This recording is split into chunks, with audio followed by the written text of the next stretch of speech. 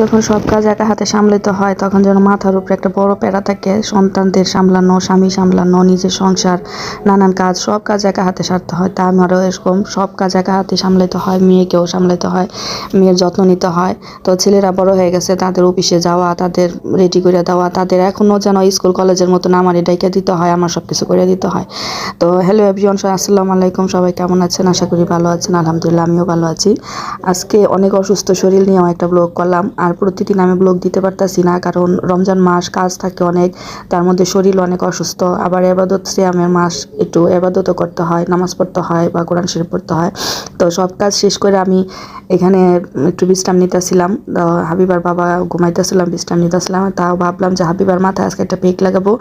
এই মেথি, তারপরে তিসি, অ্যালোভেরা, টক দই বা এই যে কলা, এগুলা দিয়ে হাবিবার মাথায় একটা একদম। আর সাথে দিছিলাম 7 অয়েল তেলটা।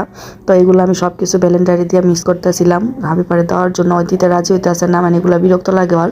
কিন্তু ওর চুলের এত ড্যামেজ হয়ে যেতেছে যে না মানে এত কাজের মাঝখানে ওর যত্নটা আমার নিতে হয়।